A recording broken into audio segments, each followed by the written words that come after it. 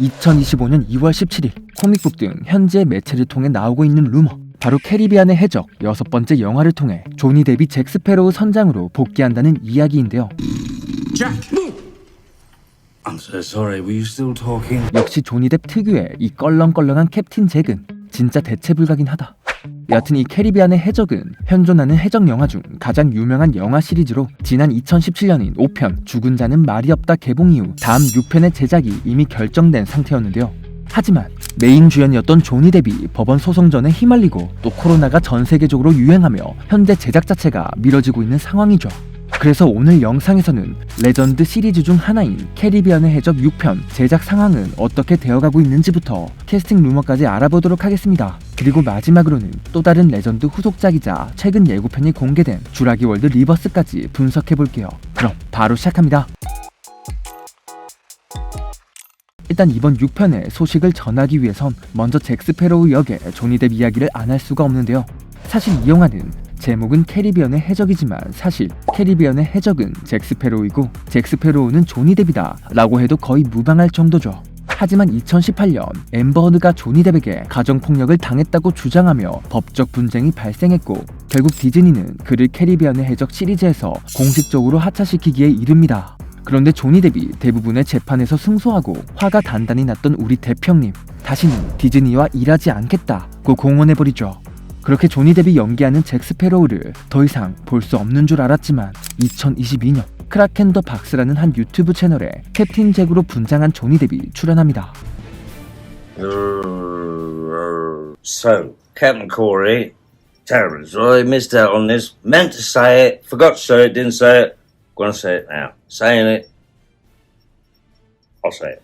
사실 이 영상은 캐리비안의 해적 시리즈를 좋아하지만 불치병에 걸린 11살 유튜버 코리를 위한 조니 뎁의 작은 선물이었죠. 그렇게 영상이 발표된 다음날 캐리비안의 해적 제작자 제리 브루카이머는 AP통신과의 한 인터뷰에서 조니 뎁 복귀에 대해 현재 작업 중이며 아직 확정된 것은 없다. 우리는 각본 작업을 위해 작은 걸음을 계속하고 있다 라고 밝혔는데요. 그렇게 총괄 제작자가 조니 뎁과 영화를 제작하고 싶어하는 의향을 내비치면서 6편의 촬영 가능성이 조금씩 보이기 시작한 것이죠. The Pirates franchise is wonderful characters caught up in this magical, fantastic world. We took a movie about a ride and a movie that's about pirates, and the combination of those two just captured everybody's imagination and became a huge success. 이후 조니 뎁의 섭외를 위해 디즈니가 출연료 2억 달러, 하나로 약 2,500억 원을 제안했지만 뎁이 거절했다는 이야기가 나오며 협상은 결렬됩니다. 하지만 디즈니는 전 세계적으로 흥행했던 블록버스터 시리즈를 포기하지 못했고 그렇게 캐리비안의 해적 영화에 수많은 캐스팅 루머들이 떠돌기 시작하죠. 결국 디즈니가 또 디즈니해버리는 충격적인 소식이 들려옵니다. 바로 조니 뎁의 대체자로 나이지리아계 여배우 아요 에데비리를 캐스팅하기로 했다는 보도였는데요. 심지어 이 캐릭터가 17세기 여성 해적 엠 보니의 삶을 바탕으로 하며 배경은 IT라는 구체적인 이야기까지 나오고 오랜 팬들은 이 소식에 큰 충격을 받게 되죠. 그렇게 루머만 무성하다 소문은 일단락 되었지만 솔직히 잭 스패로우 없는 캐리비안의 해적은 진짜 홍철 없는 홍철팀이랑 같아서 만약 아요 에데빌이 그대로 캐스팅됐다면 와 정말 조질 뻔했다 이거. 그렇게 이후 조니 뎁의 복귀에 관해 긍정적인 소식이 조금씩 들려오던 도중 2024년 12월 미국의 주간 잡지 버라이어티의 보도, 바로 디즈니가 조니 뎁을 캐리비안 시리즈에 다시 합류시킬 가능성을 보고 있다는 기사가 나오죠. 사실 조니 뎁 또한 디즈니에 대해 좋지 못한 감정이 있긴 하지만 워낙 자신을 좋아하고 믿어준 팬들에 대한 애정 때문에 예전부터 고민하고 있는 것으로 알려졌는데요. 이런 상황에서 드디어 2025년 2월 17일 디즈니의 내부 정보를 전하는 더 디스 인사이드에서 뎁이 차기 캐리비안의 해적 영화에 돌아온다는 기사가 뜹니다. 기사에 의하면 사실 디즈니는 조용히 차기 캐리비안의 해적 제작을 준비하고 있으며 공식적인 촬영 일정은 정해지지 않았지만 현재 조니 뎁 캐스팅이 완료된 상황이라고 하죠. 또한 뎁뿐만 아니라 데비 존스의 복귀 등 기존 시리즈의 캐릭터들도 다수 돌아올 가능성이 있고 영화는 시간여행을 다룰 것이라고 하네요. 무산되었던 영화의 6편 제목이 크라켄의 기한이었던 걸 생각해보면 어느 정도 신빙성은 있어 보이는 상황입니다. 만약 영화 제작이 확정된다면 올해 말에 촬영이 들어간다는데 제발 스크린에서 조니 뎁의 잭 스패로우를 다시 볼 수 있는 날이 오길 기대해봅니다. ship are looking for Jack, so I'm going to swim for it. Karina, stop that. No, don't stop that. This has gone far enough. No, it has not. I saw her ankles. You'd have seen a lot more if you kept your cake hole shut. 그럼 다음 영화로 넘어가 보죠. 바로 7월 2일 개봉 예정이자 공룡을 소재로 한 영화 주라기 월드 새로운 시작입니다.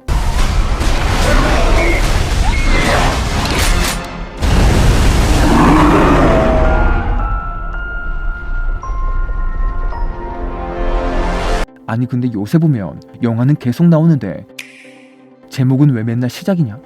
여하튼 이번 영화는 전작 주라기 월드 도미니언이 평가가 별로였기에 이번 시리즈는 이렇게 끝이 나는 건가 생각했는데 평가와는 별개로 영화 자체는 10억 달러를 돌파하는 등 대흥행에는 성공했기에 주인공 정도만 바꾸는 선에서 리부트한 느낌으로 보이고요. 그렇게 이번 주라기 월드는 전 시리즈와 같은 세계관을 공유하며 나오게 된 것이죠. 그럼 이번에 공개된 예고편 보며 이야기해볼게요.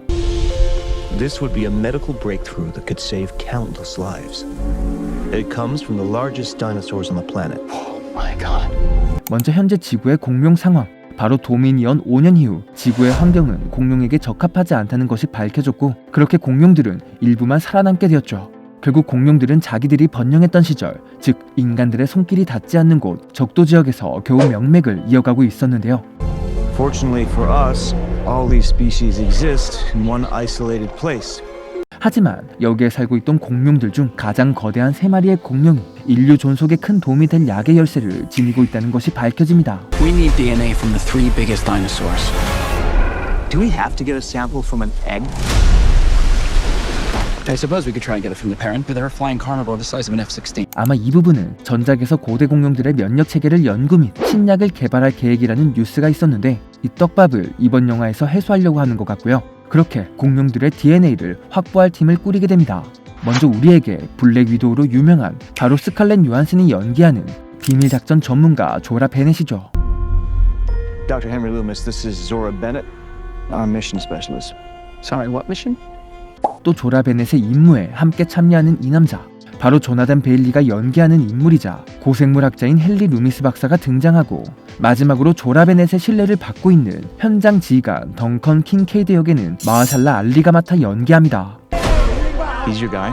We're the best at moving things and people in and out of places they shouldn't be. We look towards Barbados, avoid government patrol, but there aren't that many anymore. 그렇게 그들이 도착한 장소, 주라기 공원을 만들기 위한 첫 번째 연구시설로 지금은 관리가 안 되며 폐허 상태로 남아있는 곳이죠. 예고편에 바베이도스 쪽에서 우회하면 정부 순찰대를 피할 수 있다는 대사에서 알 수 있듯 이 섬은 기존 배경이었던 태평양의 이슬라 누블라가 아닌 바베이도스 쪽, 즉 대서양에 위치해 있는 섬들 중 하나입니다. 심지어 주라기 공원에 있기에는 지나치게 위험한 공룡들이 존재하는 곳으로 묘사되죠. These dinosaurs were too dangerous for the original park. Please don't say they're raptors. They're raptors. The worst of the worst were left here. 과연 그들의 운명은 어떻게 될까요? 영화 주라기 월드 새로운 시작은 7월 2일 개봉을 앞두고 있습니다. We put ourselves in a place we don't belong. Survival is a long shot.